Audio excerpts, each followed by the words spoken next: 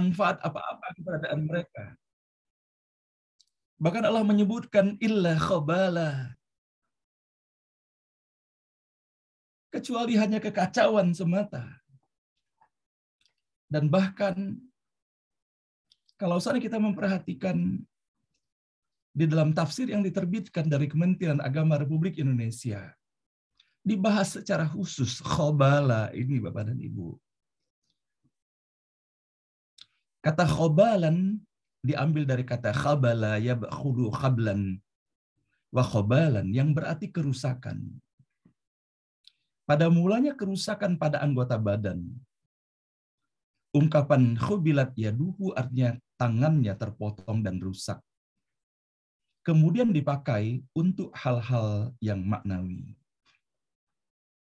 Dan lebih lengkap lagi Bapak dan Ibu, kata khobalan ini dibahas pula secara khusus di dalam tafsir Al-Munir yang disusun oleh Profesor Dr. Wahbah Az-Zuhaili.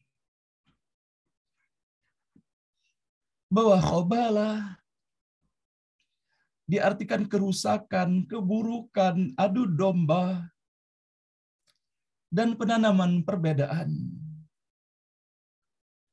Dan apalagi dibahas pula di sini bahwa khobalan yang kita dapati di dalam ayat ini adalah menggunakan akar kata khobala, yaitu adalah penyakit akal, seperti gila yang bisa muncul dari kekacauan dalam pendapat dan kerusakan dalam amal perbuatan. Maka kalau seandainya kita memperhatikan terhadap apa yang disajikan di dalam ayat ke-47 ini, dan ketika kita merefleksikan di dalam kehidupan yang kita jalani sekarang, Bapak dan Ibu, ketika terdapat kerusakan, kekacauan, adu domba, dan pikiran-pikiran yang menyesatkan, maka sesungguhnya telah Allah sebutkan untuk menjadi peringatan bagi kita bersama. Maka dari itulah di dalam melaksanakan perjuangan di jalan Allah, jangan terpukau kita kepada jumlah yang banyak, Bapak dan Ibu. Islam tidak mengenal jumlah banyak, tetapi kualitas. Sebagaimana Allah menyampaikan bahwa jumlah yang kecil bisa mengalahkan jumlah yang besar. Seperti halnya kita dapati dalam peristiwa Perang Badar itu. Dan betapa kita mendapati bahwa bagaimana para ulama terdahulu, para ulama yang begitu setia mempelajari Al-Quran, mempelajari sunnah-sunnah yang diajarkan Rasulullah SAW, mereka itulah yang merupakan awal daripada tonggak peradaban di muka bumi ini. Sebagaimana halnya kita dapati perkembangan ilmu pengetahuan, termasuk di dalamnya ilmu kedokteran dan penerbangan dan lain-lainnya, semuanya itu berasal dari temuan-temuan yang dilakukan oleh para ulama-ulama kita. Dan tidak ada keterpisahan di dalam diri mereka antara keulamaan mereka dengan teknologi. Tidak ada keterpisahan antara keulamaan mereka memahami Al-Quran dan hadis dengan temuan-temuan ilmu pengetahuan yang menjadi pangkal terbangunnya peradaban di muka bumi ini. Nah, Bapak dan Ibu, mudah-mudahan dengan apa yang kita dapati dalam ayat ini, maka tiada lain, semoga Allah hadirkan kewaspadaan bagi kita semuanya. Bahwa terdapat sekelompok manusia yang tidak suka akan pembangunan karakter dan pembangunan nilai kehidupan sebagaimana yang telah diajarkan di dalam kitab suci itu. Dan bahkan Allah mengingatkan bahwa terdapat sekelompok orang munafik. Mereka berada di dalam wadah perjuangan itu. Tetapi bukan untuk memperkuat perjuangan, tetapi mereka mengeluarkan kata-kata yang menyesatkan. Dan mereka mengeluarkan perkataan-perkataan yang melemahkan perjuangan itu sendiri. Sebagaimana kita ingat Bapak dan Ibu ketika kita membahas peristiwa Perang Uhud dahulu, bahwa terdapat salah seorang yang memprovokasi dalam peristiwa Perang Uhud itu sehingga 300 orang disersi, meninggalkan medan Perang Uhud. Itulah yang kita dapati. Abdullah bin Ayyub, Bapak dan Ibu, dengan provokasinya. Dan bahkan dalam peristiwa Perang Tabuk ini, kalau kita membaca sejarahnya, ia pun mengulang kembali. Ia pun tidak ikut dalam Perang Tabuk ini, dan masih melanjutkan karakter semula, memprovokasi agar orang-orang tidak ikut di dalam peperangan ini.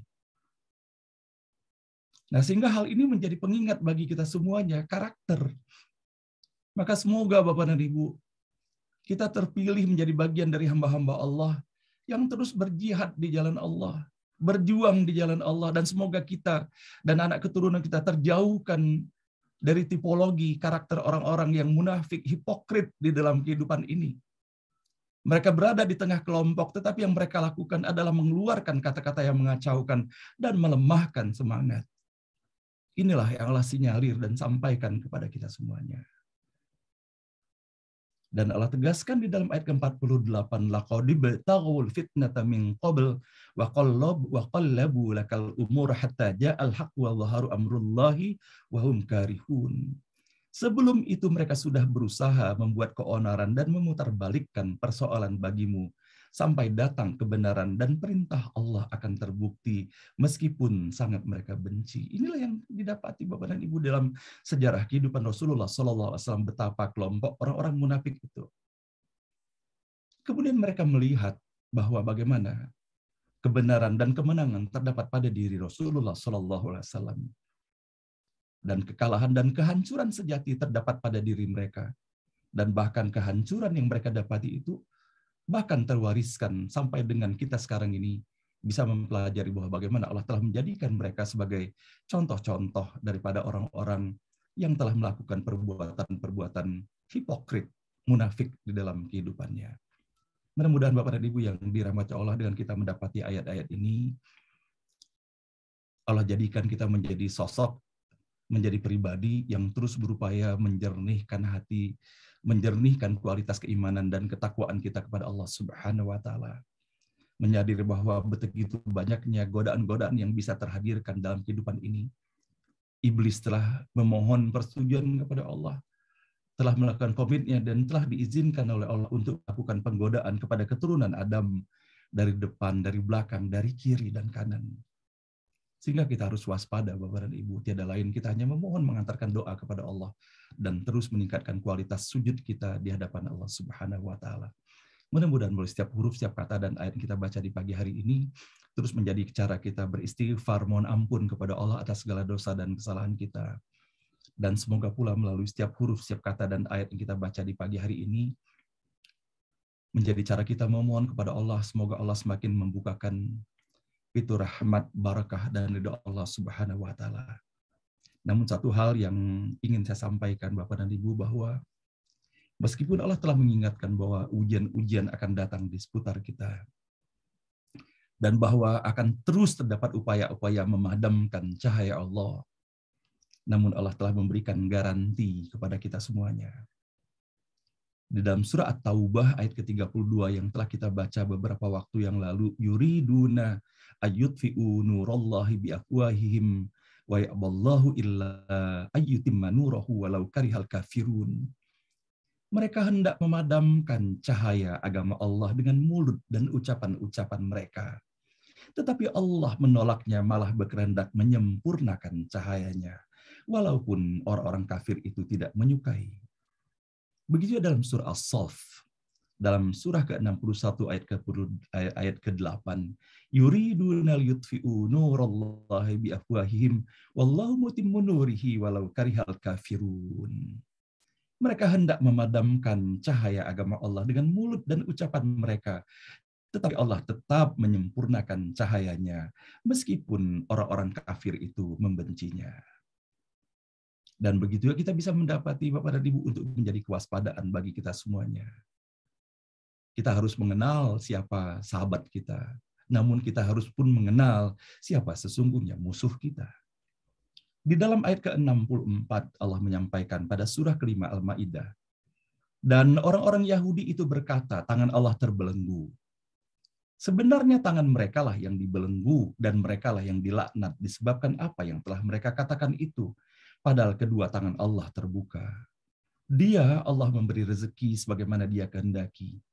Dan Al-Quran yang diturunkan kepadamu dari Tuhanmu itu pasti menambah kedurhakaan dan kekafiran bagi kebanyakan mereka. Dan kami timbulkan permusuhan dan kebencian di antara mereka sampai hari kiamat. Setiap mereka menyalakan api peperangan, Allah memadamkannya. Dan mereka berusaha menimbulkan kerusakan di bumi, dan Allah tidak menyukai orang-orang yang berbuat kerusakan. Shadaqallahul azim, maha benar dan maha agung Allah dengan segala firman-Nya. Demikian Bapak dan Ibu yang dapat saya antarkan pada pagi hari ini. Mudah-mudahan melalui setiap huruf, setiap kata dan kita baca di pagi hari ini terus menjadi cara kita beristighfar, mohon ampun pada Allah Subhanahu wa taala. Dan semoga melalui setiap huruf, setiap kata dan ayat yang kita baca di pagi hari ini, semoga Allah semakin membukakan pintu rahmat, barokah dan hidayah-Nya untuk kita semuanya. Subhanaka la ilma lana illa ma 'allamtana innaka antal alimul hakim. Maha suci Allah, tidak ada ilmu pada kita semuanya kecuali hanya atas apa yang Allah ajarkan dan atas apa yang pinjamkan dan amanahkan kepada kita semuanya, karena sesungguhnya hanya Allah yang maha mengetahui dan Allah yang maha bijaksana itu. Mohon maaf lahir dan batin dari Bapak dan Ibu semuanya. Dan kepada Bapak dan Ibu yang akan segera meninggalkan forum ini dikarenakan harus segera melaksanakan tugas dan amanah yang diberikan kepadanya, sama-sama kita mendoakan dan menghantarkan sepenuh hati Bapak dan Ibu, semoga Bapak dan Ibu senantiasa dalam lindungan Allah, dijauhkan dari wabah dan musibah, dan apa-apa yang Bapak dan Ibu kerjakan akan mendapatkan kesuksesan, keberhasilan dalam ridho Allah Subhanahu wa taala. Dan kepada Bapak dan Ibu yang masih memiliki kelonggaran waktunya, saya ingin sekali mengajak Bapak dan Ibu dan kita semuanya mendengarkan sharing dari saudara kita pada pagi hari ini, Bapak Dr. Piprim Basarah Yanuarso. Dan alhamdulillah Bapak dan Ibu, beliau telah hadir bersama-sama kita pada saat ini. Dan terus terang saja saya belum pernah berkomunikasi dengan beliau, melainkan atas ikhtiar dari sahabat kita, dari Ibu Emi Barokah yang telah menghantarkan, sehingga pada pagi hari ini telah terhadirkan beliau di dalam forum ini. Nah, sehingga pada pagi hari ini Bapak dan Ibu, sebelum bersama-sama kita mendengarkan sharing nanti dari Dr. Piprim Basarah Yanuarso, kita akan mendengarkan terlebih dahulu introduksi tentang beliau yang disampaikan oleh sahabat beliau, yaitu Ibu Emi Barokah. Dan kepada Ibu Emi Barokah kami persilakan Bu Emi. Assalamualaikum warahmatullahi wabarakatuh. Waalaikumsalam warahmatullahi wabarakatuh. Sehat Ibu Emi? Alhamdulillah. Alhamdulillah Ibu Emi, ini pertama kali saya berjumpa dan bertatap wajah dengan Ibu Emi di dalam forum ini. Dan akan lebih afdol, walaupun sesungguhnya kemarin Ibu Emi menyampaikan Pak Sarudin yang perkenalkan, saya bilang akan lebih afdol kalau saya sahabat yang perkenalkan, karena yang bisa diceritakan tidak hanya apa yang tertulis, tapi apa yang dirasakan dalam persahabatan itu sendiri. Dan kepada Ibu Emi, kami persilakan menyampaikan tentang tokoh yang akan mengisi acara kita pada pagi hari ini. Silakan Ibu Emi. Baik Pak Hasan, Assalamualaikum warahmatullahi wabarakatuh, Dr. Piprim. Pertama-tama mengucapkan alhamdulillah bisa bergabung di forum ngaji bareng online ini. Jadi Dr. Piprim Basarah Yanuarso ini itu adalah dokter spesialis jantung, tapi beliau lebih suka kalau diberikan satu gelar gitu sebagai konsultan jantung anak. Dan yang lebih beliau sukai adalah beliau ingin juga dikenal sebagai dokter yang fokus kepada healthy lifestyle enthusiasm gitu ya. Jadi beliau fokus kepada bagaimana meningkatkan pola hidup sehat, sehingga kegiatan beliau itu di samping profesionalnya sebagai dokter jantung, juga bagaimana beliau mendalami manfaat puasa itu bagi kesehatan ya. Karena memang ada dari Jepang itu pemenang Nobel Profesor Yoshinori Ohsumi yang mendapatkan Nobel bidang kesehatan tahun 2016, itu beliau pemenang Nobel itu menang karena bisa memberikan satu kajian manfaat puasa bagi kesehatan gitu. Nah, tentunya di forum yang diberkahi Allah Subhanahu wa taala ini, insya Allah Dr. Piprim akan berbagi bagaimana kiat-kiatnya untuk bisa kita tetap sehat dan kita bisa melewati pandemi ini dan bisa menjadi endemi seterusnya dan kita tetap bisa beramal. Begitu Pak Ustadz Hasanuddin, monggo saya kembalikan kepada Ustadz.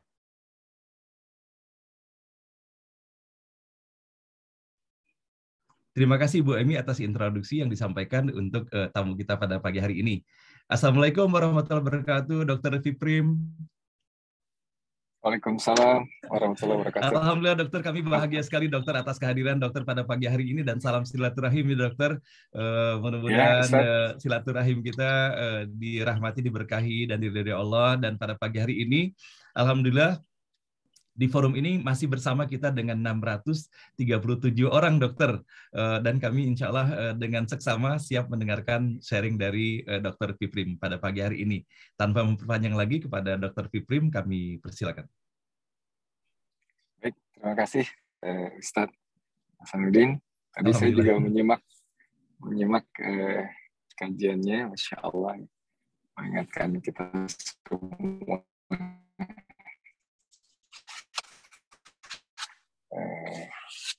senior. Saya lihat ada beberapa guru saya di sini. Mohon maaf, ini ada Pak Faisal Baraas nih dokter di sini. Sharing aja, bukan menggurui, tetapi sharing aja ya. Mudah-mudahan bisa bermanfaat buat kita semua. Saya izin share screen ya. Ini mohon maaf sambil berangkat ke kantor. Dokter. Silakan dokter. Silakan. Baik, apakah sudah terlihat ya? Terlihat jelas, dokter. Ya. Baik, Bapak Ibu sekalian, kalau kita lihat, sebetulnya di antara nikmat yang diberikan Allah Subhanahu wa taala itu setelah nikmat hidayah, ya, nikmat iman, nikmat Islam, adalah juga nikmat sehat. Karena kita bisa mensyukuri anugerah dari Allah itu ketika juga kita suara agak terputus sehat. Dokter. Kalau juga nggak bisa terasa enak. Jadi ada semacam habit ya. Sebentar. Suaranya kurang stabil dokter sepertinya.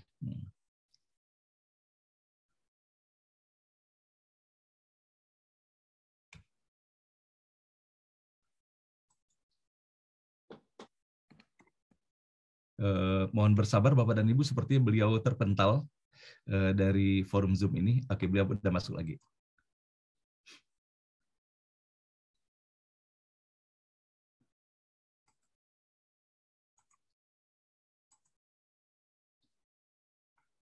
Silakan di unmute, dokter. Halo, Assalamualaikum. Ya, sempat terpental tadi dokter ya. Maaf, ini sinyalnya kali ya. Mungkin saya izin matikan video ya. Siap dokter, siap dokter. Baik, kita lanjutkan ya Bapak Ibu sekalian. Ya, ini apakah terlihat? Terlihat jelas dokter. Jadi kalau kita lihat lifestyle itu kan sebetulnya adalah habits ya, atau attitudes. Jadi ya memang sesuatu yang sudah menjadi kebiasaan kita. Sedangkan health itu adalah ya sehat ya. Dulu WHO mendefinisikan sebagai kondisi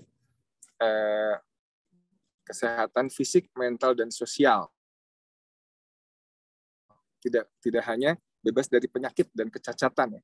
Tapi tahun 86 WHO kemudian bikin klarifikasi lebih lanjut ya, bahwa sehat itu ternyata adalah ada konsep yang positif ya terkait kehidupan sosial dan personal, ya, sebagaimana juga kapasitas fisik. Jadi di sini WHO mendefinisikan lebih luas lagi, ya, sosial, personal resources, dan kapasitas fisik. Nah, ada lagi namanya fitness. Fitness itu bugar, ya. Bugar itu dia lebih di atas dari sehat, ya. Jadi ketika orang itu bisa physically strong and healthy, ya. Jadi kuat dan healthy.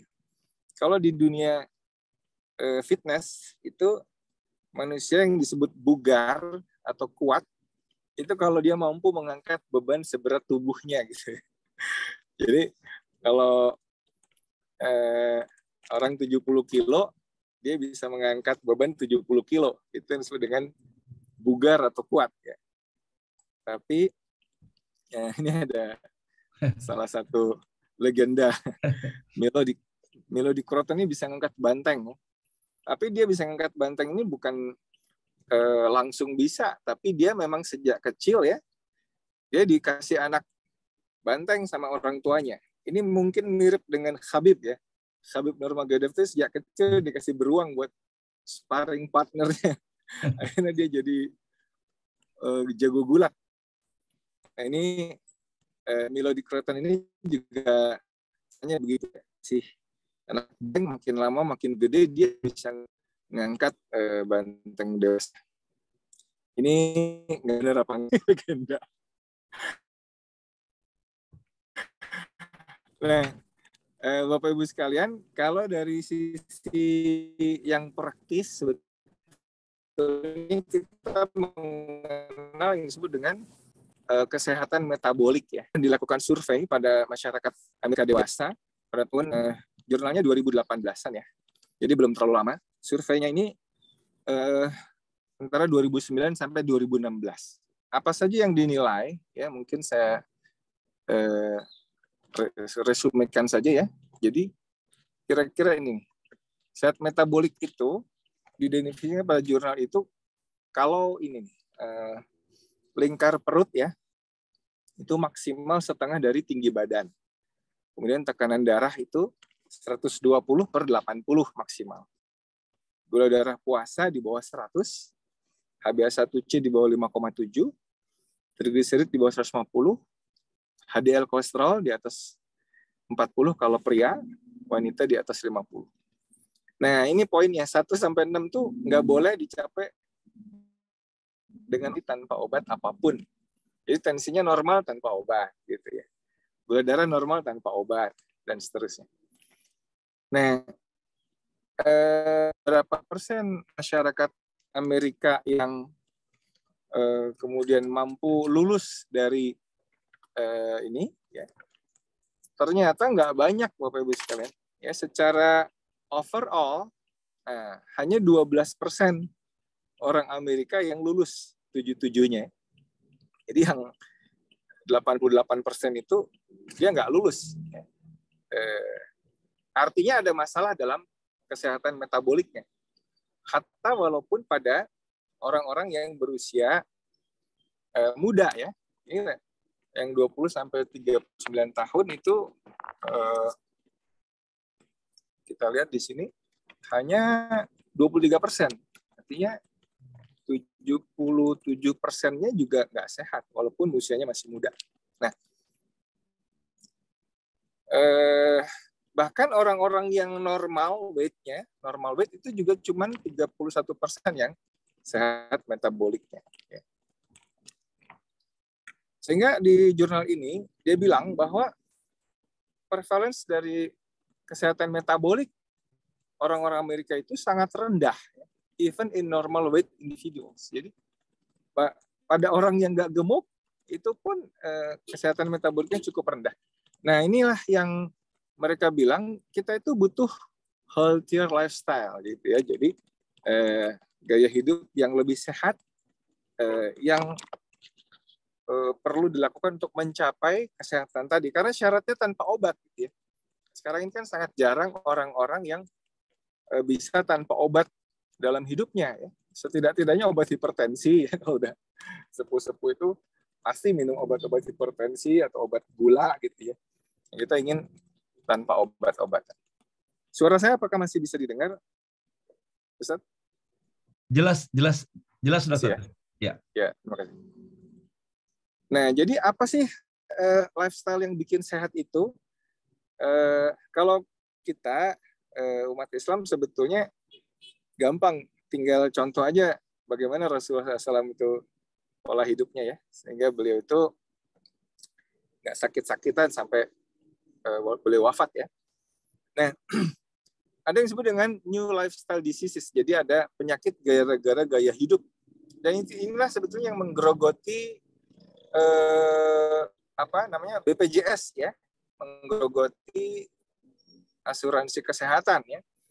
Nah, bahkan risiko-risiko penyakit kardiometabolik itu bisa dimulai pada saat masa kanak-kanak ya.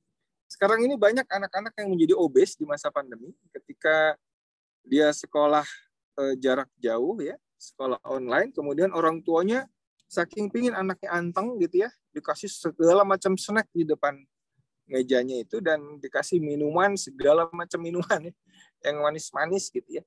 Sehingga anaknya nggak heran kalau pada masa pandemi itu ada anak yang naik 25 kilo ya.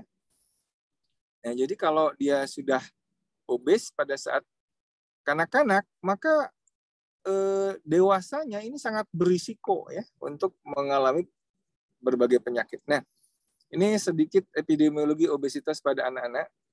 Bapak Ibu sekalian, kita lihat ya ini Eropa ya. Di Eropa salah satu contoh misalnya di Kroasia. Tahun 80 itu cuma 1% ya obesitasnya. Tahun 2016 itu naik menjadi 11%. Jadi naik 11 kali lipat angka obesitas di Eropa ya. Nah, ini di negara-negara Eropa lain nggak jauh beda. Kenaikannya cukup pesat. Dan ini sangat mengkhawatirkan. Itu pra pandemi ya, apalagi setelah pandemi. Nah, bagaimana dengan di Indonesia? Indonesia Riskesdas 2018, obesitas sentral ya, artinya yang perutnya buncit pada masyarakat di atas 15 tahun, di sini termasuk ada remaja juga ya. Itu Indonesia makin naik dari 2007 cuma 18,8%. Naik 26,6, sekarang 31% ya. Dan kita lihat di sini bahwa provinsi yang paling tinggi kejadian perut buncitnya itu di Sulawesi Utara. Mohon maaf ini kalau ada yang dari Sulawesi Utara. Dan yang kedua DKI Jakarta juaranya. Ini 40%-an, jadi artinya 2 dari 5 orang Jakarta itu perutnya buncit ya. 2 dari 5, jadi 40%. Manado 42%, lebih dari 2/5. Ini kan sebetulnya sinyal bahwa kita itu memang mesti mengubah gaya hidup kita. Ini salah satu pasien saya, 8 tahun 7 bulan, beratnya udah 51 kilo. Kita lihat perutnya luar biasa gemuknya dan titiknya sampai tenggelam ya. Sehingga susah mau disunat anak begini kan susah juga, kasihan. Jadi obesitas ini meningkat juga pada Indonesia. Nah, Indonesia ya di perkotaan lebih banyak. Nah, ada satu buku yang sangat bagus menurut saya, Bapak Ibu kalau bisa beli ini di Amazon ada ya, Why We Get Sick, karangan dari Profesor Benjamin Bikman ya. Ini kenapa kita jadi sakit? Ini mohon maaf, cek lagi suara saya masih jelas? Jelas, dokter. Jelas ya. Jelas. Ya. Why we get sick ya? Kenapa kita itu jadi sakit gitu ya? Nah, menurut Prof. Benjamin Bikman, penyakit manusia modern itu adalah ini. Terlalu sering makan dan salah memilih jenis makanan gitu ya. Kita bayangkan pagi-pagi itu sudah kalau di Indonesia sini ya sarapan nasi uduk gitu ya pagi-pagi. Atau lontong sayur ya. Belum ngapa-ngapain dia udah pergi ke warung untuk sarapan lontong sayur atau kue apalah gitu. Nanti jam 10 udah snack lagi. Nah, siang nanti makan 2 piring gitu ya. Nanti sore jam 3 snack lagi. Dan malam makan malam dinner.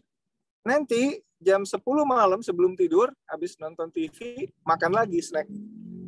Jadi ini yang dimakan adalah high glycemic index food. Nah, inilah yang kemudian menyebabkan hormon insulin itu terus-menerus tinggi. Padahal insulin itu bagus kalau dia pulsatile. Jadi insulin itu harusnya naiknya gitu, terus turun lagi gitu. Ini pada kasus ini dia tinggi terus ya. Pada kasus ini dia tinggi terus insulinnya. Ya. Dalam kondisi rendah itu hijau, artinya bagus buat kesehatan kita. Tapi sayangnya yang hijau ini sangat sebentar gitu ya. Nah inilah cikal bakal problem di masyarakat modern. Nah celakanya yang kita makan itu yang model begini, ya, aneka makanan yang high glycemic index ya, atau karbohidrat cepat serap ya. Tipe-tipe makanan ini punya karakter tinggi energi, miskin nutrisi, dan bikin cepat lapar. Ya, kalau kita makan sarapan donat itu memang jam 10 akan lapar lagi, ya. Atau roti atau sandwich atau apalah yang begini-begini ini ya. Atau ini nih, mie instan ya. Pop mie, mohon maaf nyebut merek ya. Atau minumannya begini. Ini ada Astor, ada Oreo ya. Ini makanan kita dan anak-anak kita. Ya mungkin kalau Bapak Ibu yang udah sepuh sih jarang kali ya. Tapi anak-anak kita ini makannya begini terus. Sehingga nah, ini di berita kaum muda beralih ke makanan junk food saat pandemi. Ya. Ini kebiasaan begini ini memang nggak akan langsung masuk rumah sakit, tidak, tetapi ya dia berpengaruh ke health effect of dietary risk ya. Ini jelas banget bahwa diet kita, makanan kita itu sangat berpengaruh ke kesehatan ya. Nah, Bapak Ibu sekalian, kalau kita lihat dari sisi makronutrisi, maka yang meningkatkan kadar insulin secara langsung itu adalah kalau kita memang terlalu banyak karbohidrat cepat serap ya. Jadi kalau kentang, nenek moyang kita dulu kentang paling dikukus gitu ya. Sekarang ini kentang itu dibikin snack, dibikin digoreng ya, fries. Kentang itu digoreng, dibikin keripik. Ini high glycemic index-nya menjadi jadi gitu ya. Sama segala macam sekarang ini jadi diproses. Jadi orang nggak mau mengunyah, maunya langsung crispy. Nah itu akan membuat insulin cepat naik gitu. Okay. Nah, Bapak Ibu sekalian, ketika kita selalu makan sugary food dan refined carbs, maka gula darah itu akan selalu tinggi. Okay. Nah ini akan merangsang insulin tinggi. Insulin tinggi ini merangsang yang disebut dengan insulin resisten. Ya. Insulin resisten akan membuat gula darahnya makin tinggi. Gula darah makin tinggi level insulin, makin resisten insulin. Jadi ini lingkaran setan karena awalnya di sini nih. Oleh karena itu, kalau kita mau sehat, contohlah makanan-makanan seperti Rasulullah SAW makan. Ya. Di zaman Rasulullah itu makanannya gula belum ditemukan, ya. Kemudian juga refined carb itu juga tidak ada. Ya. Kalau Rasulullah makan roti, rotinya keras ya. Dan itu banyak seratnya. Ya. Banyak seratnya. Nggak seperti roti-roti kita sekarang yang apalagi roti kupas. Itu langsung jadi gula gitu ya. Nah, apa yang terjadi kalau insulin itu terus-menerus tinggi? Nah, inilah problem manusia modern, Bapak Ibu sekalian. Dia akan bikin, insulin itu kan hormon pertumbuhan ya. Dia akan bikin pertumbuhan di tunika intima media yang berupa jaringan elastin ya di pembuluh darah kita, sehingga pembuluh darahnya tebal gitu, ya. Sehingga darah tinggi aja. Ya. Kemudian insulin itu juga bisa bikin karena insulin itu lipogenesis ya, membentuk lemak, de novo lipogenesis, kelebihan kalori di dalam tubuh kita itu akan dirubah menjadi penumpukan lemak, jadilah fatty liver, perlemakan hati. Inilah yang kelihatan di peninggian SGOT, SGPT ya kalau di lab itu. Kemudian juga bisa perlemakan di pankreasnya ya. Ini diabetes. Kalau di jantung ya jelas ya, ectopic fat di jantung itu bisa bikin serangan koroner ya. Bisa juga nanti demensia atau bisa bikin stroke atau kolesterolnya tinggi ya. Nah, jadi hiperinsulinemia inilah macam-macam ya, bisa ke neuropsikiatrik ya, bisa Alzheimer. Itu juga karena mekanisme terlalu sering kelebihan energi di dalam tubuh kita, ya, overnutrisi kronik istilahnya, nggak pernah dibersihkan sampah-sampah itu. Kanker juga sama, ada yang terkait dengan overnutrisi kronik. Nah, jadi insulin resisten itu kemana-mana, ya, kemana-mana. Maka itulah tubuh kita yang tadinya tidak bersih ini, kemudian dia numpuk sampah. Ya. Jadi ini suara saya masih kedengeran nggak? Jelas, dokter. Jelas. Jadi tubuh kita itu jadi penuh sampah, Bapak-Ibu sekalian. Yang tadinya bersih, karena overnutrisi, makan selalu sarapan, snack jam 10, makan siang, snack sore, makan malam. Terus aja tubuhnya ini, apalagi nggak pernah olahraga dan nggak pernah puasa. Sehingga tubuh kita penuh sampah. Nah, sampahnya itu dalam bentuk apa? Sampahnya itu dalam bentuk tumbuhan lemak. Ya. Lemak yang harusnya nggak ada di jantung, dia nempel di epikardial. Jadi epikardial adipose tissue namanya. Lemaknya nempel di sini. Padahal di sini kan ada pembuluh koroner ya. Jadi lemak-lemak ektopik di sinilah yang cepat bikin serangan jantung koroner gitu ya. Nanti lemak ini numpuk di liver. Inilah bikin perlemakan hati. Perlemakan hati ini nanti bisa bikin macam-macam ya. Ujungnya bisa kanker hati atau bikin sirosis ya. Ini kalau dia ini intrapankreatik adipose tissue. Jadi pankreasnya diserang lemak, lama-lama dia rusak dan bikin diabetes gitu ya. Kalau ini ya jelas buncit ya perutnya ya. Visceral adipose tissue. Ini juga banyak mudorotnya. Atau dia lemaknya masuk ke otot ya. Otot itu pahanya gede tapi lemak semua, bukan ototnya yang gede. Nah, inilah problem manusia modern karena terlalu banyak timbunan sampah akibat overnutrisi kronik. Dan ini penyakit-penyakit ini bukan hanya pada orang kaya yang makmur, tetapi banyak kita jumpai juga abang-abang Gojek yang perutnya buncit misalkan. Ya. Jadi untuk buncit atau gemuk itu tidak perlu kaya. Ya. Tidak perlu kaya.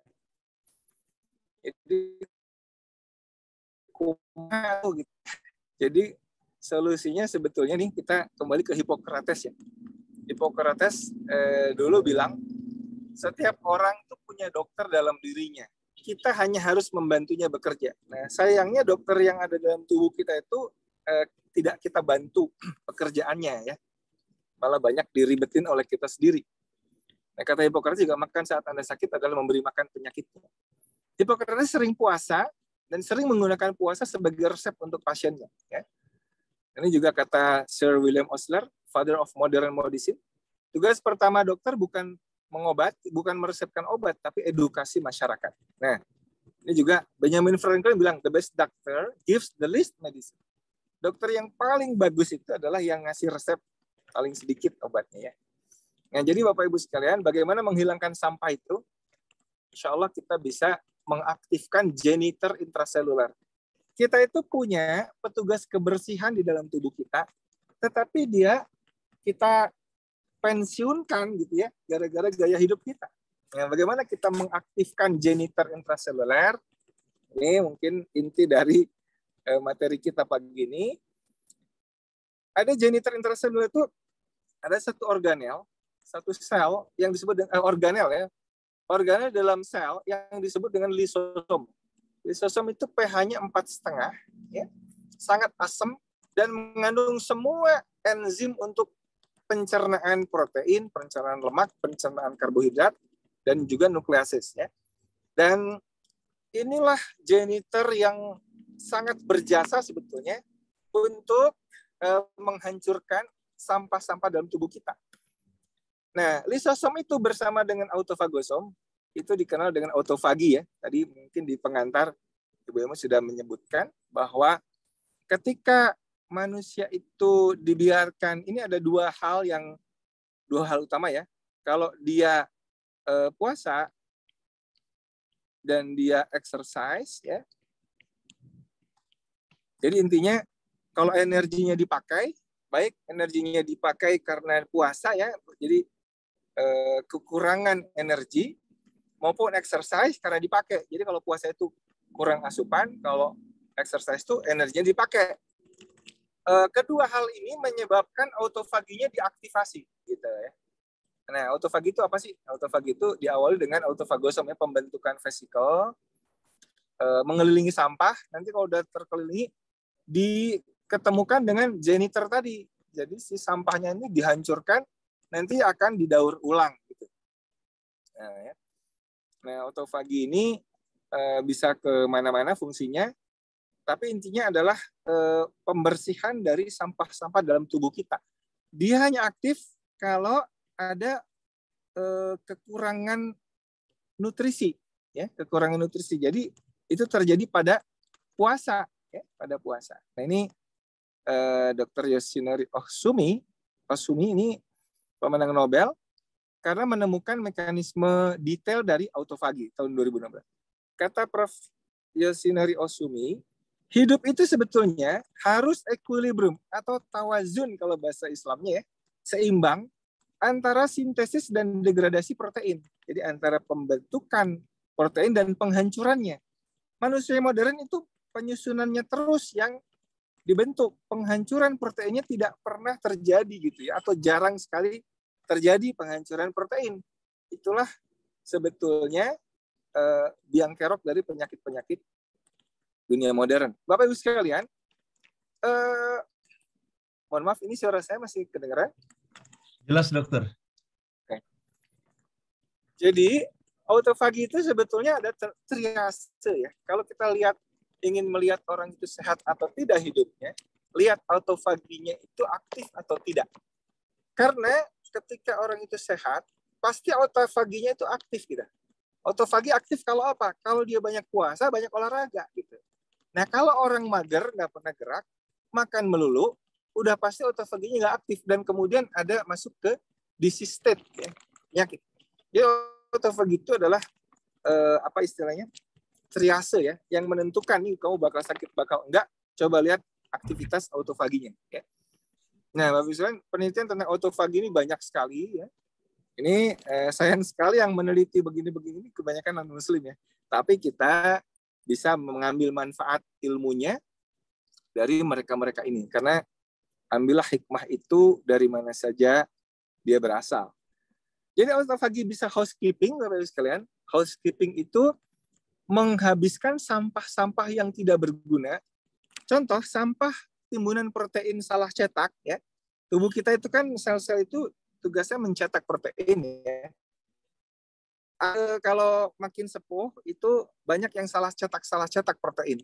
Salah cetak protein ini kalau menimbun di dalam otak, dia bisa bikin Alzheimer, ya, bikin pikun.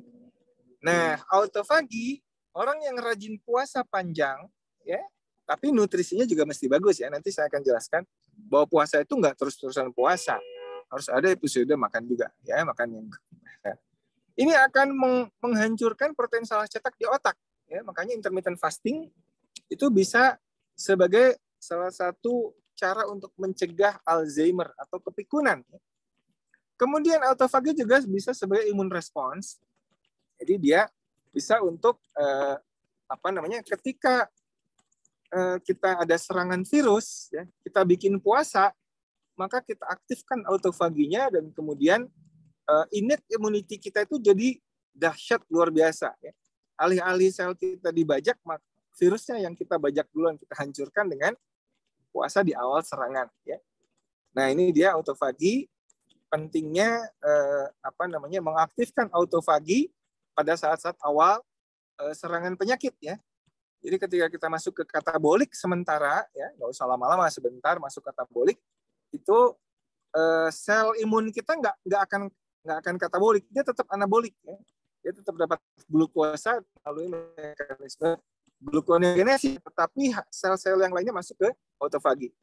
Jadi ini salah satunya juga manfaat ketika pada saat awal serangan kita masuk ke episode puasa dengan tidur, ya, maka ini autofagi ini juga akan aktif untuk menghancurkan atau mendegradasi virus. Nah, Bapak Ibu sekalian, ini jurnal cukup bagus di New England Journal, Effect of Intermittent Fasting on Health, Aging and Disease, ya. Jadi mitokondria kita itu akan sehat ketika kita rajin puasa, ya, rajin puasa. Nah, sebetulnya manusia itu akan sehat kalau sering ada metabolic switch namanya. Jadi dari masih seimbang antara cukup tidur dan istirahat disertai dengan cukup puasa dan cukup olahraga gitu. Itu aja sebetulnya sih keseimbangan di situ, tawazunitas ya. Kalau kita lihat surat Ar-Rahman kan ada tuh wa wada'al mizan ya. Itu mizan atau keseimbangan, tawazunitas itu mesti dilakukan oleh kita kalau kita mau sehat. Nah, di jurnal ini mengusulkan ya bagaimana praktisnya intermittent fasting. Gampang Bapak Ibu sekalian, mundurkan sarapan kita ya. Mulai makan katakanlah jam 12, selesai makan jam 18. Itu akan ada, jadi 12-18 kita makan bebas ya. Di luar itu kita minum aja, nggak makan kalori. Atau yang saum sunnah ya, saum sunnah ya. Kalau saya seringnya saum sunnah itu sahurnya air putih aja. Jadi kita akan kosong kalori sekitar 20 jam sampai 22 jam. Itu sangat bagus untuk autofaginya bekerja ya. Autofagi yang bekerja itu akan detoks sampah-sampah atau racun-racun dalam tubuh kita. Ini sebentar lagi masuk Sya'ban, Bapak Ibu sekalian. Sunnah Rasul pada saat Sya'ban adalah sering-sering berpuasa. Ya, ayo kita lakukan sunnah Rasul, niatkan ibadah ya. Nanti bonusnya sehat gitu kira-kira. Nah, jadi ini intermittent metabolic switching. Jadi jangan puasa terus-terusan juga, tetapi harus ada buka puasa dengan nutrisi yang bergizi ya. Nah, ini dia intermittent fasting itu bekerja karena seimbang. Kuncinya adalah keseimbangan. Orang modern itu selalu ini nih, selalu ini. Udah mager banyak makan ya. Nah, ini Bapak Ibu sekalian, kalau kita 16-8 ya, 8 jam waktu makan dan 16 jam puasa, ini hijaunya akan panjang. Apalagi kalau kita bisa lebih ini. 4 jam waktu makan, 20 jam waktu puasa. Ya, ini mungkin pada saat kita saum sunnah dengan sahurnya air putih aja. Nah, jadi pilihan jenis makanan juga kita mesti ke banyak real food ya, real food revolution. Ya, ikan, daging, ayam, protein. Makin sepuh kita, asupan protein itu mesti makin banyak ya. Khususnya protein hewani berupa ikan, ya, telur. Ini mesti cukup, jangan sampai kekurangan. Ya, ini real food tradisional, ya. Ada dadar telur, ada ayam goreng, ceplok telur, ya, telur puyuh. Ini.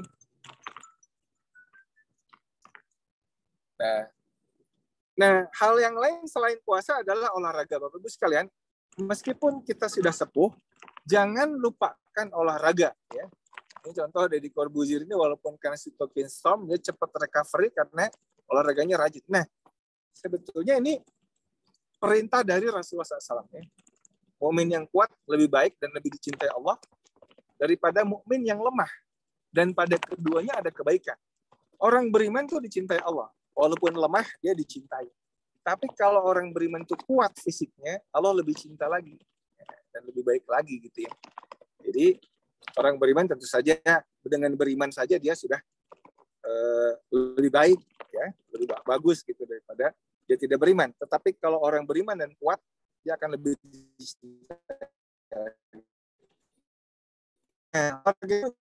harian. Sedentary inilah yang bikin kita bermasalah karena kebanyakan nonton TV, kebanyakan duduk. Ya. Kita lihat kalau kita hitung-hitung aktivitas duduk kita itu banyak sekali. Ini sekarang kita juga lagi duduk panjang ya, dengerin kajian, lagi duduk lama nih, ya kan? Dihitung-hitung bisa 18 jam kita duduk katanya. Nah, padahal manusia purba itu dia pagi-pagi nggak sarapan nasi uduk dia, ya, tapi dia berburu dulu, ya, berburu dulu, baru dia bisa dapat makan. Ya. Sedentary lifestyle itu terkait dengan high risk of health problem, ya. Itu kencana. Sitting is the new smoke. Ini suara saya masih dengar ya? Jelas, dokter. Oke. Duduk itu katanya adalah rokok yang baru. Ya, kita nggak suka rokok ya. Tapi katanya duduk itu adalah sama dengan rokok yang new smoking. Want to live longer, get moving. Kalau pengen hidup lebih lama, tentu saja dalam akidah Islam, ajal itu sudah ditentukan. Tapi maksud kita adalah bagaimana pada saat kita tua, ya, menua itu kan mesti ya. Tapi pada saat tua, mudah-mudahan kita masih bisa hidup di atas sepeda, bukan di atas kursi roda gitu kira-kira. Nah, jadi Bapak Ibu sekalian, efek dari latihan fisik ya itu akan mengaktifkan autofagi ya pada manusia maupun pada hewan ya. Nah, ini dia. Kalau autofaginya tinggi ya, walaupun sepuh tapi rajin olahraga, kan beda dengan kalau sepuh tapi jarang olahraga ya. Jadi ini olahraga adalah satu kemestian ya kalau kita mau sehat. Jadi bagaimana untuk start lebih nah ini kalau bapak-bapak yang masih ngantor ya, ini mungkin sambil ngantor tuh di bawahnya ada gini ya, atau ada gini atau begini ya. Ini salah satu ide ya, sambil duduk begini atau pakai bola gym ya. Tapi ini jangan ngantuk, kalau ngantuk bisa geblak ya. Jadi sekira ini pokoknya nggak usah dihitung-hitung tapi tetap bergerak. Nah, Bapak Ibu sekalian, ada anggapan yang keliru bahwa orang kalau udah sepuh nggak usah latihan beban gitu, ya. Cukup jogging aja jalan cepat atau jalan pelan-pelan. Nggak cukup Bapak Ibu sekalian. Justru ya orang itu sudah di atas 50 tahun, dia harus bikin otot, ya. Harus bikin otot. Kenapa? Karena otot yang kuat itu akan mencegah fraktur atau patah tulang yang tiba-tiba yang bisa terjadi pada orang-orang sepuh. Kenapa? Karena makin kita tua, itu otot kita itu tergerus oleh usia. Nah, untuk memperlambat penggerusan itu, kita nggak bisa menghentikan karena tua itu nggak ada obatnya.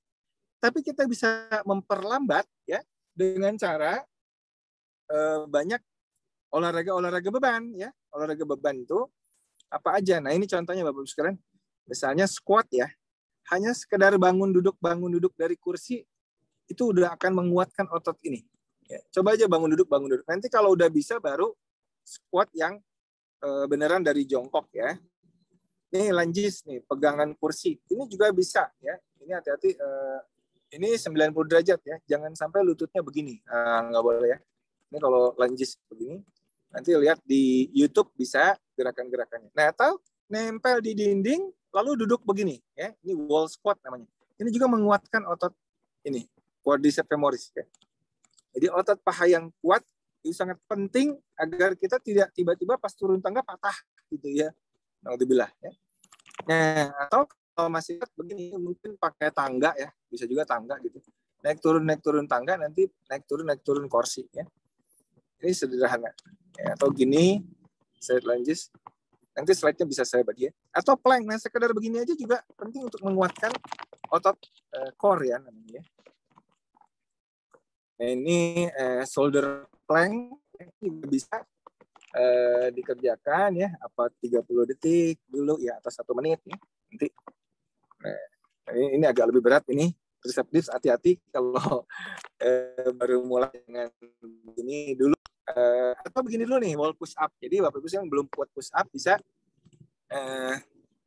push up, ambil senderan di dinding ya sudutnya. Nanti makin kuat, makin mundur kakinya ya. Jadi sebelum kuat kakinya dekat-dekat aja. Yang penting ada usaha supaya otot dadanya, otot lengan ya, biceps-tricepsnya juga terbentuk baik ya. Nah, kalau bisa pakai botol ya, botol aqua yang 500 mili ya. Atau kalau udah kuat nanti beli dumbbell ya, mulai 1 kilo, 1,5 kilo ya. Jadi latihan beban ini juga sangat penting. Atau begini, ngangkat kaki ini juga penting ya untuk olahraga kita. Jadi yang penting harus bergerak dan beban. Ini mekanismenya 3-6 set ya. Nah, jadi kalau nggak sehat, aktivitas lain juga jadi sakit ya.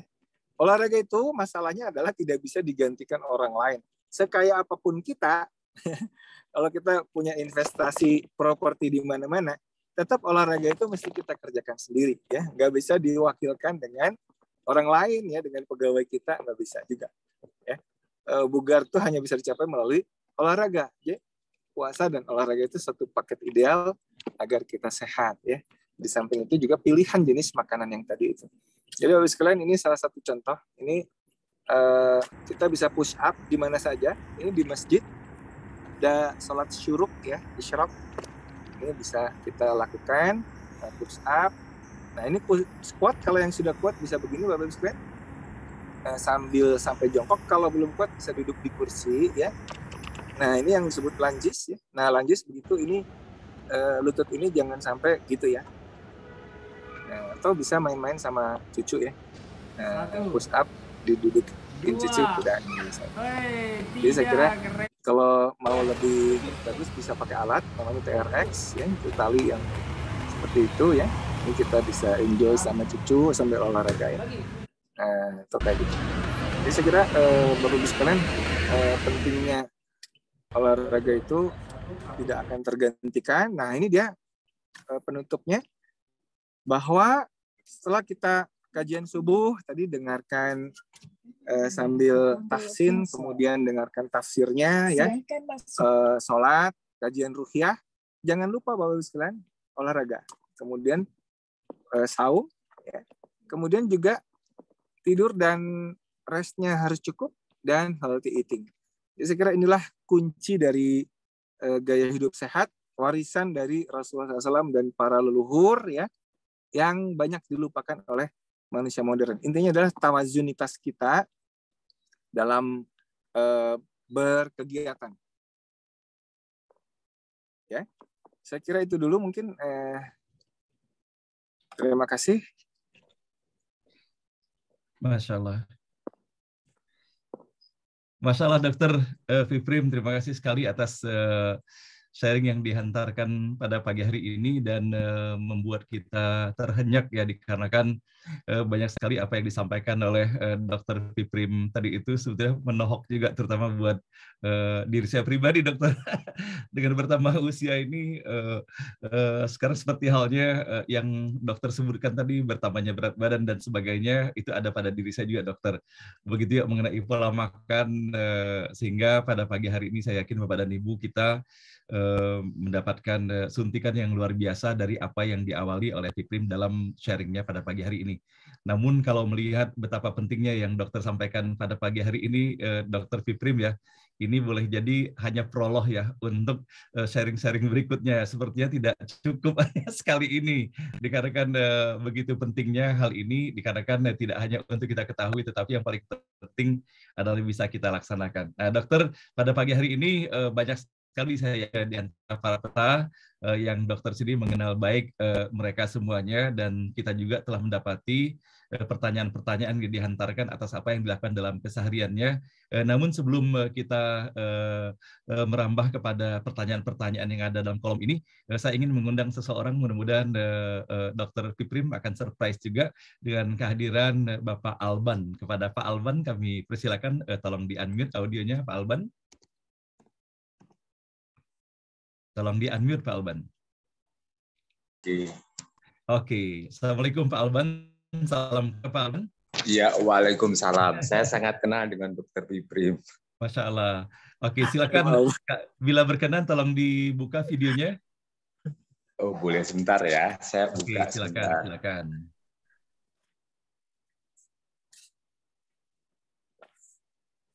Assalamualaikum Dokter Fiprim dan semuanya. Waalaikumsalam warahmatullahi wabarakatuh. Kebetulan saya diperkenalkan Dokter Fiprim ini gara-gara COVID sebenarnya. Jadi gara-gara COVID dan gara-gara puasa sebenarnya. Memang benar bahwa puasa ini ternyata manfaatnya sangat-sangat besar.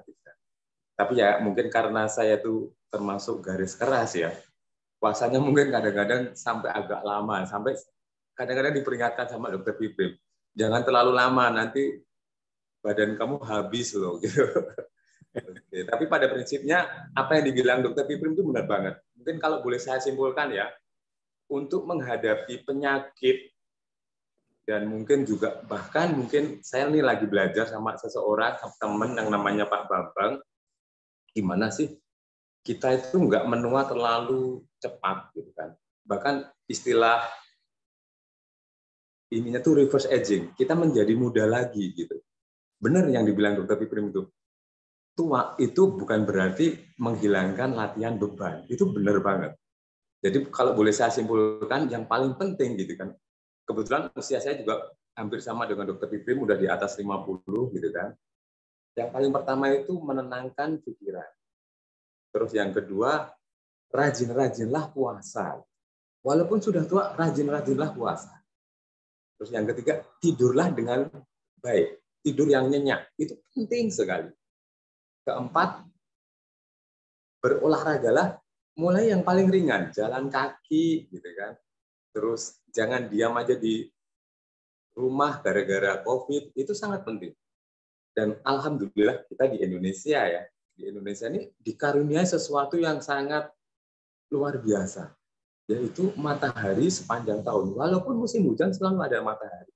Nah, kebetulan yang matahari ini baru nih saya belajar, tapi kayaknya proven walaupun banyak yang belum istilahnya belum familiar. Ternyata hari pagi, jadi habis pengajian ini ya, kita keluar sebentar aja hanya jalan atau bergerak, tentu jangan bertemu orang dulu ya. Outdoor activity itu mengaktifkan yang namanya mitokondria kita, itu dibersihkan dari sampah-sampah yang dibilang Dr. Piprim tadi. Lisosom membersihkan janitor. Jadi 5 itu saja.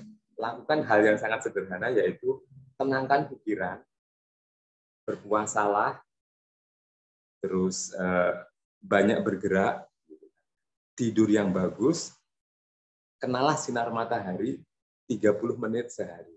Mungkin itu saja Dr. Piprim. Salam ketemu kembali Dr. Piprim. Terima kasih. Maaf kalau saya terlalu banyak melakukan hal-hal yang dulu saya pernah sama Dr. Piprim tuh ingin supaya gerakan puasa itu jadi gerakan nasional supaya Indonesia ini bisa melawan COVID dengan cara yang mudah dan gampang, murah, mudah, meriah dengan minum saja. Itu mungkin saya kembalikan lagi ke moderator. Baik. Terima kasih Pak Alban atas komentarnya. Dari Pak Piprim, apakah ada yang mau ditanggapi ataukah kita berlanjut ke pertanyaan dahulu? Silakan. Ya, saya kira yang disampaikan Pak Alban tadi sesuai ya dengan yang tadi saya sampaikan, bahwa yang penting sebetulnya memang keseimbangan ya, keseimbangan dalam hidup. Puasa juga memang nggak boleh terlalu lama Pak Alban ya, makanya saya ingatkan. Karena ada beberapa kawan saya yang istilahnya maniak puasa ya. Sampai 3 hari 3 malam dia puasa water fasting aja. Tapi makannya sedikit. Nah, itu nanti larinya ke malnutrisi. Nah, jadi kita memang puasa cukup, makan juga cukup, olahraga cukup. Memang mesti seimbang. Silakan kalau ada pertanyaan. Oke, baik. Baik, terima kasih dokter. Ini ada pertanyaan dari Pak Bobby melalui direct message. Beliau menyampaikan bahwa untuk penderita diabetes, sekarang ini banyak yang mengkonsumsi hanya protein dengan lemak tanpa makan karbohidrat. Dan mereka tidak lagi minum obat sama sekali. Dan hal ini katanya meniru apa yang dilakukan oleh orang Eskimo yang tidak makan karbohidrat. Bagaimana pandangan dokter mengenai mengatasi diabetes dengan cara seperti ini? Ya. Jadi memang betul sekali, ini secara ilmiah ya dimuat di bukunya Dr. Jason Fung ya, namanya The Diabetic Code ya, Diabetic Code. Jason Fung ini internis, ahli ginjal ya dari Kanada, jadi dokter internis ahli ginjal yang dia itu sering sekali prihatin melihat pasien-pasien diabetes itu kok berujung ke cuci darah. Gagal ginjal, cuci darah, itu udah bisa diprediksikan. Orang diabetes tidak terkontrol atau diabetes yang dengan obat-obat biasa gitu ya, sampai insulin segala macam, lambat tapi pasti ujungnya ke cuci darah gitu.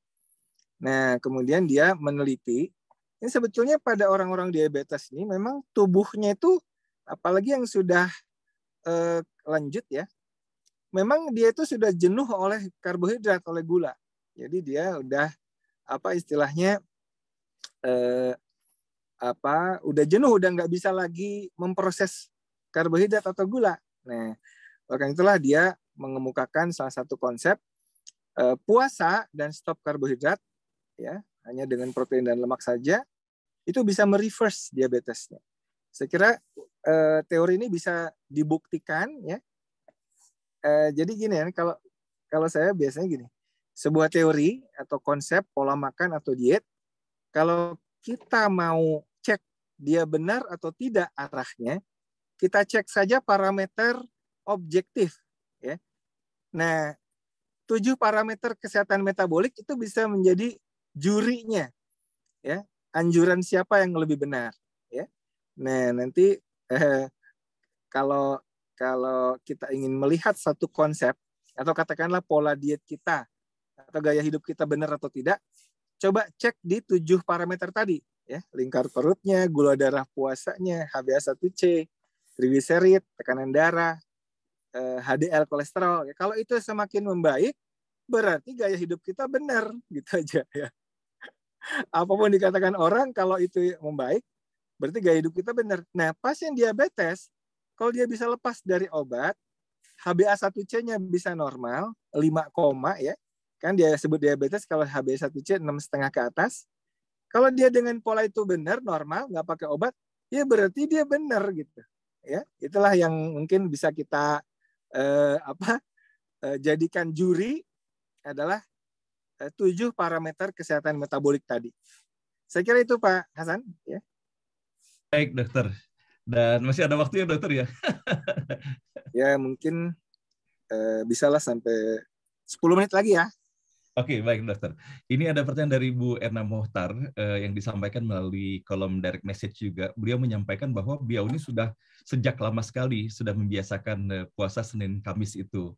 Nah, namun dan juga beliau mau menanyakan dalam hal ini ada 2 hal. Yang pertama, beliau sendiri mengalami apakah autoimun dapat disembuhkan. Nah, kemudian yang kedua, dengan mempraktekkan puasa itu, namun beliau merasakan bahwa penyakit masih menempel juga. Nah, kira-kira apakah ada yang harus diimprove ya di dalam melaksanakan ibadah puasa Senin Kamis itu selain kita mendapatkan hikmah ya dari melaksanakan sunnah Rasulullah, namun juga kita mendapatkan bonus kesehatan sebagaimana yang disampaikan oleh dokter tadi. Itu kira-kira apa yang harus diperbaiki agar efektif untuk kedua-duanya, dokter? Ya. Jadi kunci dari manfaat puasa itu ada di menu sahur. Ya, kalau sekalian kalau lihat Rasulullah SAW itu sahurnya itu cuma air dengan kurma. Ya. Sedikit aja sahur itu. Kenapa? Karena kalau kita sahurnya, kalau saya seringnya sahur air putih aja atau teh tawar aja ya. Itu kalau kita sahurnya teh atau air lah, nggak ada kalori masuk, maka kosong perut, kosong kalori di tubuh kita itu bisa 20 jam lebih, 21 jam, 20 jam. Nah inilah mungkin yang belum tercapai dengan puasa kita. Saya itu dulu waktu saya masih gemuk ya, saya itu saum Daud loh. Sehari makan, sehari puasa. Tapi apa yang saya lakukan pada saat itu, pada saat sahur, saking takutnya saya kelaparan, saya makan 2 piring nasi. Pada saat buka, makan lagi 2 piring nasi.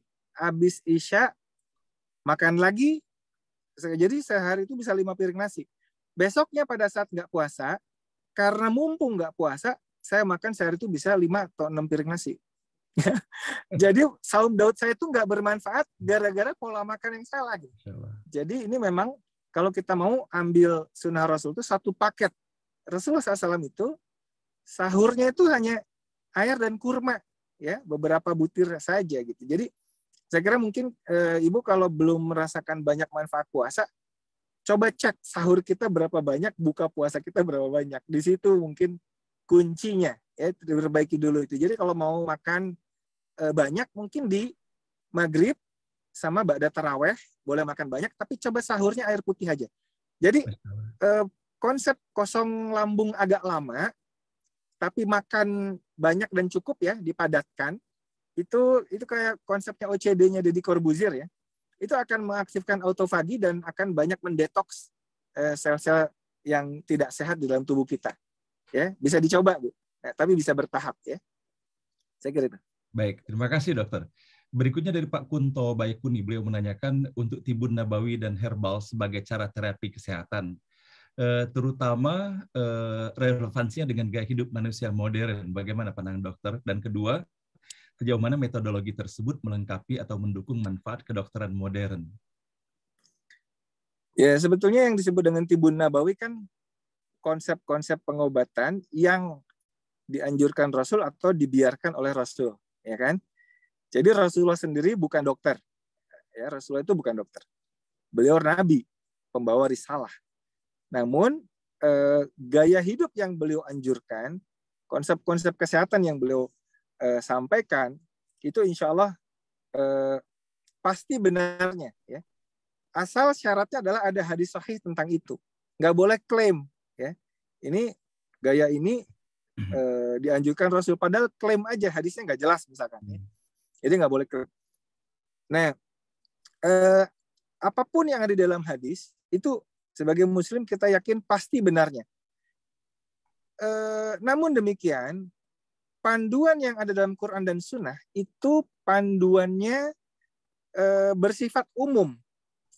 Nggak detail, ya, nggak detail. Misalkan apa ya, kalau Tibun Nabawi itu titik-titik bekam misalkan, itu kan nggak ada hadisnya. Itu adalah kreasi dari manusia berikutnya. Makanya kita nggak boleh mengklaim itu ada hadis dari Rasul begini misalkan, gitu ya. Itu Rasulullah memang ada hadis beliau membiarkan orang berbekam, ya, merestui, ya. Tapi kemudian pengembangannya itu pengembangan dari orang misalkan. Jadi menurut saya nanti kita bisa lihat boleh-boleh saja, tidak ada masalah, ya, tidak ada masalah sepanjang kita bisa buktikan bahwa yang dikerjakan itu menambah orang itu jadi sehat. Kembali lagi patokannya coba di 7 parameter kesehatan metabolik. Karena apa? Karena begini Pak, ada banyak misalkan yang ini nih ada misalkan ya kopi herbal menyehatkan, padahal di dalam kopi itu banyak sekali gulanya, ngerti nggak? Yang ada malah orang meminum itu tambah diabetes, tapi atas nama herbal dia dianggap sehat, gitu, ya. Jadi kalau menurut saya orang yang sehat itu cukuplah menjadikan makanannya makan sehat, ya, olahraganya, puasanya, tidurnya cukup, zikirnya kuat. 5 hal ini sudah cukup. Jadi orang sehat itu nggak tergantung suplemen dari luar, gitu. Ya, orang sehat itu nggak tergantung suplemen dari luar. Dia bisa menjadikan makanan yang bergizi tinggi itu sebagai obatnya sekalian. Ya, jadi nggak tergantung kapsul, nggak tergantung ramuan apapun untuk hidup sehat. Itu lebih nikmat. Ya, saya kira itu. Ya. Baik. Ini pertanyaan berikutnya, dokter. Untuk pasien, apakah sakit jantung ataupun pasien sakit lainnya, ini saya merangkum dari beberapa pertanyaan, dan sudah ada ketentuan minum obat misalnya sehari 3 kali, dokter. Nah, kemudian terkait juga dengan pola hidup pada masyarakat Jepang, gitu, dokter. Nah, untuk yang pertama tadi itu bagaimana menyikapi mempraktekkan puasa ini dengan mengikuti ketentuan mengenai obat yang harus dimakan setiap hari itu. Kapan kita minum obat itu kalau seandainya kita melaksanakan puasa. Nah, kemudian yang kedua, bagaimana korelasinya antara kehidupan masyarakat Jepang dari dahulu sampai dengan sekarang ini yang menurut statistik yang mereka sehat dan juga usianya lebih panjang. Bagaimana kaitannya dengan apa yang dokter sampaikan pada pagi hari ini? Ya. Jadi untuk yang obat, ya, nanti apa yang saya sampaikan itu, apa yang saya sampaikan tadi kan memang panduan umum untuk orang-orang yang sehat, ya. Ya. Namun orang-orang yang memang butuh konsumsi obat, butuh pantauan dokter, tentu saja nggak bisa langsung dikerjakan begitu saja. Konsultasi dulu dengan dokternya, ya. Jadi kalau jangan sampai gini loh, ini kan sifatnya edukasi, kemudian diterapkan mentah-mentah, ya, dan kemudian tambah sakit, itu kan kita nggak pengen juga. Jadi konsultasikan dulu dengan dokter yang biasa merawatnya, ini seperti apa, kalau saya mau puasa seperti apa, ya. Jadi pada prinsipnya ini edukasi dan tidak bisa berlaku umum, khususnya untuk orang-orang yang sudah punya sakit-sakit tertentu, ya mesti konsultasi dulu sama dokternya, ya. Kemudian tentang orang Jepang hidup panjang. Jadi ada penelitian cukup menarik begini. Ada peneliti mengumpulkan orang-orang yang hidup usia di atas 110 tahun, ya. Dia teliti genomnya, genotipnya apa, pola makannya seperti apa, gaya hidupnya seperti apa. Ya. Ini nggak di Jepang, tapi di Amerika dan Kanada. Dia ketemu 66 orang dengan rekor paling tua itu 117 tahun. Ya. Dia diteliti darahnya, diperiksa darahnya, diteliti macam-macam lah. Sampai dia pada kesimpulan yang disampaikan tadi. Jadi orang-orang ini banyak melakukan restriksi kalori, ya, banyak puasa, ya, atau makannya sedikit. Kalau nggak puasa, makannya sedikit. Dan selalu aktif gaya hidupnya. Jadi yang disampaikan tadi cocok dengan penelitian tentang apa rahasia orang bisa berumur di atas 100 tahun. Bapak Ibu sekalian, orang-orang ini kalau ditotal dengan orang-orang yang lain, ya, yang umurnya lebih pendek, dia asupan kalori totalnya itu hanya 80% dari asupan orang-orang biasa. Ya.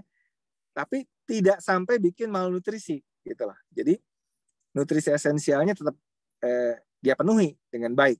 Ya, jadi itu tetap aktif bergerak, kemudian dia banyak berpuasa. Nah ini pula rahasianya Bapak Ibu tahu Pak Mahathir Mohamad ya, usia 90 tahun masih jadi Perdana Menteri. Ya. Apa kata beliau rahasia sehat? Dia bilang, saya tuh makannya sedikit. Gitu. Jadi makannya sedikit. Makanya kalau udah sepuh, makanan sedikit tapi betul-betul yang esensial. Betul-betul yang esensial. Ya. Saya kira itu orang Jepang kan juga apa ya, makanannya itu kan makanan-makanan yang misalkan ikan dia mentah gitu ya, nggak banyak ultra processed food. Jadi nggak banyak makanan yang bikin inflamasi di dalam tubuhnya. Kalau kita kan seringnya tuh makanan yang instan, makanan yang ultra processed food yang itu sebetulnya setelah diteliti high glycemic index, ya, banyak langsung diubah jadi gula, dan kemudian juga banyak mengandung omega 6. Ya. Omega 6 itu dari trans fat, minyak-minyak yang kemudian bikin inflamasi, dan itu merusak kesehatan kita. Saya kira itu mungkin tanggapannya. Baik, terima kasih dokter. Masih ada lagi kesempatan, Prof? Cukup? Ya, satu lagi terakhir boleh. Oke, dokter. Ini beberapa pertanyaan dari para peserta, termasuk di antara ada Ibu Ani Iriani, ada dari Ibu Ayah Salim terkait dengan ini, dengan sakit mah, dokter. Seperti digambarkan oleh Ibu Ayah Salim bahwa beliau punya riwayat GERD, gitu kan. Nah, sehingga bagaimana mempraktekkan untuk sahur ya dengan minum air putih dan kurma itu. Kalaupun toh bisa ada pentahapan-pentahapan seperti apa yang harus dilakukan gitu dokter agar keduanya bisa berjalan dengan baik. Baik. Salah satu teori menyebutkan bahwa bakteri pembentuk gas ya yang ada dalam usus kita itu hidup subur ketika kita makan junk food tadi ya. Makan yang mengandung tepung dan gula ya. Ketika kita ubah makanan itu menjadi makan protein hewani, coba aja gini Bu ya, coba ya saum sunnah, sahurnya itu dadar telur aja, tapi telurnya agak banyak, 3 misalkan ya, dadar telur 3 atau 4, tapi nggak usah pakai nasi coba, ya itu kenyangnya lama, dan kemudian makanan seperti ini dia tidak bikin bakteri penghasil gas itu tumbuh subur. Masya Allah. Tapi kalau Ibu sahurnya dengan mie instan atau dengan roti atau dengan donat, ya, itu kan berubah jadi gula. Nanti bakteri yang penghasil gas itu akan tumbuh subur. Ya, coba deh, coba dulu itu, nggak usah sahur air putih dulu kalau nggak kuat. Jadi sahur tapi coba refined carb, itu kan refined carb ya, karbohidrat cepat serap itu dikurangi betul. Ya. Jadi misalnya telur atau ikan, ya. Dengan sayuran hijau boleh, tapi coba gula tepungnya jangan dulu dimakan. Itu akan sangat berpengaruh, nanti bakteri bikin gasnya itu akan insya Allah bisa berkurang, dan GERD-nya insya Allah berkurang. Ya. Saya dulu pengidap GERD yang cukup berat. Ya. Ketika hobi saya donat, ya. Hobi saya kue, cake gitu ya. Itu GERD-nya cukup berat. Jadi ketika kita berubah pola, ya hilang aja gitu. Alhamdulillah bisa kuat puasa panjang. Saya kira itu. Masya Allah. Baik, dokter, kami memahami sekali bahwa jadwal dokter Piprim pasti padat sekali hari ini. Namun kami menyampaikan penghargaan yang setinggi-tingginya di tengah kepadatan pekerjaan ya dalam waktu yang sangat terbatas, dan kami perhatikan dari kendaraan pun dokter Piprim menyata pagi hari ini. Dan Masya Allah ternyata hal ini tidak mengurangi sedikit pun ya Bapak dan Ibu kualitas dari apa yang dokter hantarkan untuk kami semuanya. Nah, banyak hal dokter yang kami bisa pelajari atas apa yang disampaikan pada pagi hari ini, dan dengan konsep auto pagi yang disampaikan pada hari ini, bagaimana keistimewaan yang terdapat di dalam puasa yang dilakukan itu, yang tadi dokter mengatakan bahwa kita sebagai seorang muslim, kita melaksanakan ibadah puasa itu penuh keimanan kepada Allah dan mencontoh Rasulullah SAW, namun mendapatkan bonus kesehatan ya dokter ya. Maka betapa benarnya atas apa yang disampaikan oleh Rasulullah SAW lebih daripada 14 abad yang lalu, ketika menyampaikan tasumu fasihu, berpuasalah maka kalian akan mendapatkan kesehatannya. Nah, boleh jadi selama ini secara ilmiah belum banyak kita mendapatkan ataupun mendengarkannya, namun kita meyakini hal itu sebagaimana tadi diingatkan oleh Dr. Piprim, bahwa kita sebagai umat Nabi Muhammad SAW harus yakin, tidak boleh ada keraguan sedikit pun akan kebenaran dari apa yang disampaikan oleh Rasulullah SAW. Maka dengan adanya temuan-temuan terakhir, bagaimana korelasi antara ibadah puasa dengan kesehatan itu, semoga hal ini semakin meningkatkan kualitas keimanan dan ketakwaan kita kepada Allah Subhanahu Wa Taala. Nah, Dr. Piprim, mohon izin saya bila mewakili para peserta atas apa yang disampaikan hari ini. Sepertinya tidak cukup sekali ini Dr. Piprim, dan saya tidak mau mengatur jadwalnya, jadi saya mohon keikhlasan Dr. Piprim saja sembari saya memandang wajah para peserta yang tetap setia sampai saat ini. Ini saya kira tidak banyak ya kita mendapati presentasi sampai saat terakhir, masih lebih dari 550 orang ini. Nah, saya berharap nanti melalui Ibu Emi ataupun secara langsung kami diberi jadwal kapan Dr. Piprim akan hadir lagi di forum ini. Tentunya kami akan menyiapkan diri sebaik-baiknya, dan boleh jadi nanti Bapak dan Ibu ya, kita jangan hanya mengajukan pertanyaan saja, tapi kita menyampaikan progres kepada Dr. Piprim bahwa tips yang disampaikan hari ini sebagian sudah kita laksanakan dan kira-kira hasilnya seperti apa.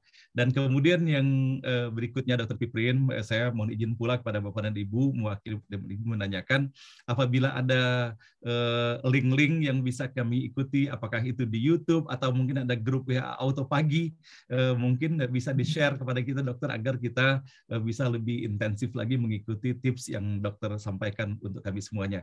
Dan pada akhirnya kami mendoakan dokter semoga Dr. Piprim sehat walafiat selalu, diberikan umur yang panjang dan barokah. Dan betapa istimewanya pada pagi hari ini Bapak dan Ibu, kita tidak hanya mendapatkan tips yang mengenai masalah kesehatan, tetapi Masya Allah gitu, bagaimana Dr. Piprim memadukan ya antara konsep-konsep dan resep-resep kesehatan dengan segala sesuatu yang bertitik tolak dari apa yang dihadirkan dalam Al-Quran, dan juga kepada apa yang telah dikatakan dan diterapkan oleh Nabi Muhammad SAW. Mudah-mudahan Allah berikan keberkahan kepada beliau, kepada keluarganya, sehingga terus memberikan pencerahan dan juga kepada kita semua yang mendengarkannya. Nah, baiklah Dr. Piprim, sebelum kita mengakhiri acara ini dengan doa yang selalu kita jadikan bagian penutup daripada acara ini untuk mengharapkan keberkahan dari Allah, yang akan disampaikan nanti oleh Ustaz Muhammad Taslim kepada Dr. Piprim apabila ada yang ingin disampaikan sebagai kata penutupnya, penutup untuk acara hari ini, namun menjadi awal untuk episode berikutnya. Kami persilakan kepada Dr. Piprim. Baik, terima kasih Ustaz. Sebagai penutup mungkin saya ingin ingatkan kembali ya bahwa sebetulnya agama kita Islam itu adalah agama yang sempurna ya, termasuk juga dalam ajaran tentang kesehatan. Bahkan kesehatannya tidak hanya kesehatan jasmani, tapi kesehatan ruhiyah, juga kesehatan akal. Ya. Oleh karena itu, sebaik-baik konsep dan sebaik-baik ajaran adalah ketika kita kembali ke konsep dalam ajaran Islam. Di antara konsep yang sangat ditekankan adalah konsep tawazun atau keseimbangan. Ya. Keseimbangan inilah yang kunci dari kesehatan kita, baik ruhiyah, akliyah maupun jasadiyah. Jadi mungkin saya ingin menghimbau ya, khususnya pada diri saya sendiri ya, untuk bisa tetap istiqomah menyeimbangkan antara 5 hal tadi, antara zikirnya mesti sampai kepada pemaknaan ya, bahwa kita itu memang bisa tentram hati kita dengan zikir pada Allah Subhanahu wa taala dengan penuh penghayatan ya. Kemudian juga setelah zikir dilanjutkan dengan aktivitas fisik yang terus bergerak, berolahraga dengan program-program yang kita canangkan. Kemudian juga puasa ya, jangan lupa saum sunnah kita bisa manfaatkan untuk meraih pahala dari Allah Subhanahu wa taala sekaligus untuk bonusnya kesehatan. Jadi jangan dibalik, jangan puasa niatnya sehat tapi nanti nggak dapat pahala. Puasa niatkan untuk beribadah kepada Allah dengan teknik-teknik yang tadi diajarkan, mudah-mudahan dapat bonus yang sehat luar biasa. Ya, kemudian juga tidur, kita biasakan tidur seperti Rasulullah SAW, ba'da isya dan bangun nanti jam 3 misalkan, itu kortisol sudah mulai tinggi, itu siap untuk beraktivitas. Ya, jangan tidur lagi, misalkan kecuali kita memang sedang sangat lelah. Ya. Dan juga pola makan. Makan juga sangat penting, jangan sampai tubuh kita dimasuki oleh junk food, ya, aneka jajanan yang ultra processed food, yang itu sangat-sangat merusak kesehatan kita juga anak-anak kita. Kembali ke real food, ya, makanan tradisional, pecel lele, ya, pecel ayam jauh lebih sehat daripada Kentucky, daripada McD, ya. Pecel ayam Lamongan itu jauh lebih sehat, ya. Kemudian juga ya aneka real food lah yang tadi disebutkan. Mudah-mudahan itu menjadi pilihan kita daripada aneka makanan yang kaya dengan gula, tepung, dan minyak yang jahat. Terima kasih atas perhatiannya. Assalamualaikum warahmatullahi wabarakatuh. Waalaikumsalam warahmatullahi wabarakatuh. Sekali lagi terima kasih Dr. Piprim semakin menguatkan kepada kami semuanya mengenai konsep keseimbangan. Mudah-mudahan Bapak dan Ibu sebagaimana pernah saya hantarkan di dalam forum ini, ada sebuah buku yang bagus sekali Dr. Piprim saya membaca yang ditulis oleh Muhammad Ali Al-Hashimi, kepribadian seorang muslim, dan ada satu lagi kepribadian seorang muslimah. Jadi di sana disebutkan bahwa seorang muslim dengan dirinya itu ada 3 hal. Yang pertama dia memperhatikan jasmaninya, kemudian dia memperhatikan akal, pikiran, dan pengetahuannya, sementara yang ketiga adalah ruhnya. Dan harus ada keseimbangan. Nah, ketika berbicara mengenai jasmani disebutkan bahwa yang pertama adalah sederhana dalam makan dan minumnya, kemudian berolahraga, yang ketiga pakaian dan badannya bersih, dan yang keempat berpenampilan bagus. Nah, sehingga mudah-mudahan Bapak dan Ibu atas apa yang kita dapati pada pagi hari ini merupakan bagian dari cara kita juga mempraktekkan apa yang diajarkan oleh Rasulullah dari poin-poin yang telah saya sebutkan tadi. Dan baiklah Bapak Ibu, bersama-sama kita memahkotai pertemuan kita pada hari ini dengan kita mendengarkan doa yang dipimpin oleh Ustadz Muhammad Taslim. Kepada Ustadz Taslim kami persilakan. Assalamualaikum warahmatullahi wabarakatuh. Waalaikumsalam warahmatullahi wabarakatuh. Alhamdulillah wa syukurillah, la haula wa la quwata illa billah, salatu wassalamu ala rasulillah wa ala alihi wa sahbihi wa mawala, amma ba'du. Terima kasih Pak Ustadz Hasanuddin, dan terima kasih Dr. Piprim, yang saya juga katanya kalau tadi Pak Ustadz Hasan karena termasuk tertohok, waduh apalagi saya itu Pak Hasan. Kalau suruh olahraga itu paling males. Jadi hari ini baru, oh iya, nggak ada olahraga yang diwakili oleh orang lain. Begitu. Saya jadi ingat itu ya, mudah-mudahan mulai hari inilah tobat katanya. Tobatan nasuha itu, Pak Dokter. Ya, marilah kita mohon tetap kepada Allah, karena Allah yang menentukan segalanya dan memberikan kita sehat. Kita bersyukur, tapi tetap ikhtiar dan memohon. A'udzu billahi minasyaitonir rajim. Bismillahirrahmanirrahim. Hamdan hamidin, hamdan na'imin, hamdan syakirin, hamdan yu'afiyu kafil mazid. Ya Rabbana lakal hamdu kama yanbaghi li kalimati sultan. Allahumma shalli ala sayyidina Muhammadin wa ala alihi wa ashabihi yaumil qiyamah. Ya Allah ya Rabb kami, ya Qawiyyu ya Matin, ya Hayyu ya Qayyum. Duhai ya Rabb kami, Engkau yang memberikan hidup kepada kami, dan Engkau mencukupi kehidupan kami. Engkau berikan kami kekuatan zahir batin, agar kami selalu taat kepadamu ya Rob. Engkau berikan kami kekuatan, fisik kami, ruhaniyah kami, akal kami, agar kami selalu ikhtiar untuk selalu mencari ilmu yang setiap hari pun kami sudah belajar di sini, yang dibimbing oleh Bapak Ustadz Hasanuddin. Setiap hari kami diberikan tafsir Al-Quran, pemahaman-pemahaman tentang substansi kalammu ya Rob. Begitu pula orang-orang yang engkau hadirkan di majelis ini, di NBU ini untuk sharing, menjadikan kami terbuka wawasan, ilmu, pengetahuan, dan kesadaran untuk selalu taat kepadamu, dan supaya sehat walafiah, sehat dohir batin, sehat rohani kami, sehat jasmani kami. Amin. Kembalikan ya Allah, bahwa kami betul-betul hanya untuk mencari ridho-Mu. Kami sholat, puasa, mencari ridho-Mu. Namun semuanya Engkau berikan hikmah kami agar sehat jasmani dan sehat rohani kami. Bimbinglah kami ya Allah. Berikan hidayah kepada kami. Amin. Bukakan hati dan pikiran kami agar kami mendapatkan hidayah melalui orang-orang yang setiap hari memberikan sharingnya di pagi hari setiap hari ini. Ya Allah, ya Rabb kami. Hanya Engkau, Rabbana la tuzigh qulubana ba'da idh hadaitana wa hab lana min ladunka rahmah innaka antal wahhab. Amin. Rabbana hab lana min azwajina wa dzurriyyatina qurrata a'yun waj'alna lil muttaqina imama. Amin. Allahumma syahid qalba ja'un nas mahabbatal muslimina wal muslimat wa talabul ilmi wa amal ma'ruf nahi munkar liqada'i hajatina wa fathun qarib. Rabbana atina fid dunya hasanah wa fil akhirati hasanah wa qina adzabannar. Amin. Wa sallallahu alaihi wasallam Muhammadin wa ala alihi wa sahbihi wasallam. Walhamdulillahi rabbil alamin. Amin ya rabbal alamin. Alhamdulillah.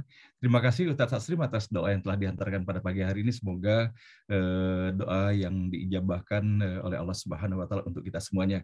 Sekali lagi kepada Dr. Piprim, terima kasih kepada Ustadz Taslim, kepada Prof. Suryadi yang mohon maaf tidak bisa hadir Bapak dan Ibu pada pagi hari ini. Titip salam saja untuk Bapak dan Ibu semuanya. Dan dengan berakhirnya doa dari Ustadz Taslim, maka berakhir pula acara kita pada pagi hari ini. Mohon maaf lahir dan batin dari Bapak dan Ibu semuanya. Insya Allah kita akan jumpa kembali esok hari.